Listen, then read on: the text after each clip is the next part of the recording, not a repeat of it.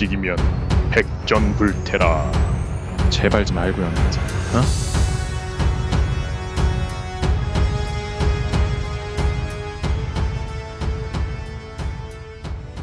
안녕하세요. 이렇게 연애하고 결혼하자 이연결입니다. 오늘은 왜 남자가 잠자리를 갖고 난 다음에 변하는지에 대한 이야기를 하려고 해요. 먼저 썸남이 있든 없든 남자친구가 있든 없든 많은 여자분들이 이미 많이 들어본 얘기를 해볼게요.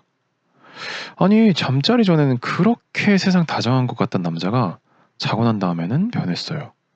연락도 뜸해지고 매일 자기가 먼저 데리러 오고 데려다 주고 하더니 이제는 그냥 뒤도 안 돌아보고 가네요.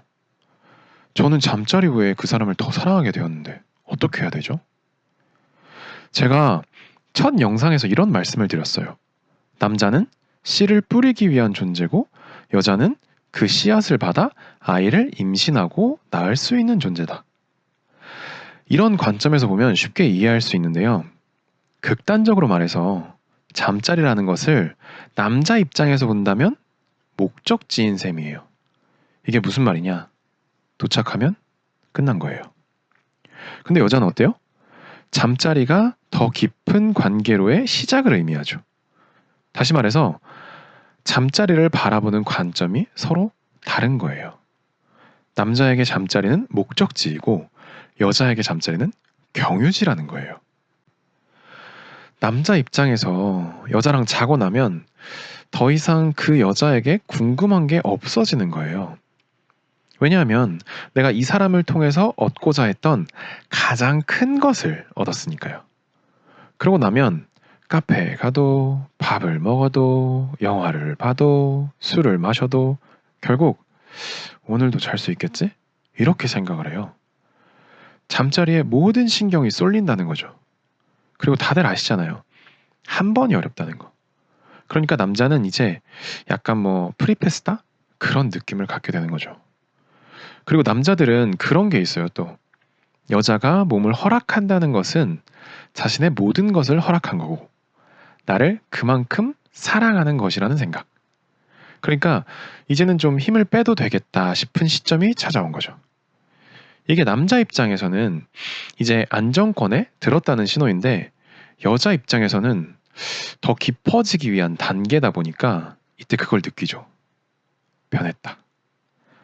그리고 남자 입장에서 잠자리를 갖고 나면 솔직히 그렇게 소홀해져서 헤어지게 되더라도 막 너무 아쉽지는 않아요. 왜냐하면 할 거 다 해봤다. 그런 생각이 들거든요. 상대방에 대한 신비함, 호기심이 사라져버리는 거죠.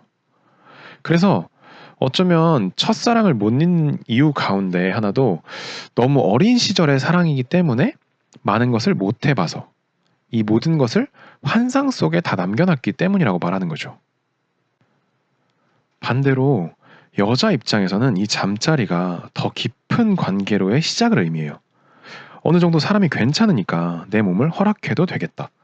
그리고 그것을 통해서 한 발 더 깊은 관계로 나아갈 수 있겠다는 생각을 하기 시작해요. 여자 입장에서는 굉장히 큰 용기를 낸 거죠. 그리고 보통 몸을 허락하는 경우가 그 사람을 잡고 싶어서도 있어요. 남자가 원하니까. 내가 허락해주지 않으면 나를 떠날 것 같아서 말이죠. 근데 앞서 말씀드렸다시피 남자에게 그곳은 종착역이기 때문에 오히려 허락하지 않는 것이 그 남자가 나를 궁금해하고 아쉬워하고 내게 매달리게 만들 수 있는 방법이에요. 제가 첫 영상에서 드린 말씀을 잘 숙지하고 있으라고 했던 게 바로 이런 이유에서예요. 인간의 3대 욕구라고 하는 식욕, 성욕, 수면욕은 사람마다 더하고 덜함의 차이는 있겠지만 정말 누구에게나 힘든 거예요. 그렇다면 남자와 여자가 각자 가지고 있는 본능들도 그만큼 거스르기 힘들다는 말이 되는 거거든요. 근데 우리는 이 머리라는 게 달려있잖아요. 생각할 수 있고. 그러니까 이성의 본능을 더 잘 이해하는 건 더 좋은 관계를 맺는 시작이 될 수 있는 거예요. 다음 영상에서는 그렇다면 과연 언제쯤 나를 허락하는 것이 좋은지, 그리고 잠자리를 갖기 전에 여자가 공지하면 좋은 것들에 대해서 얘기해 볼게요. 오늘도 제 영상이 도움이 되셨다면 구독과 좋아요 부탁드려요. 그럼 또 만나요.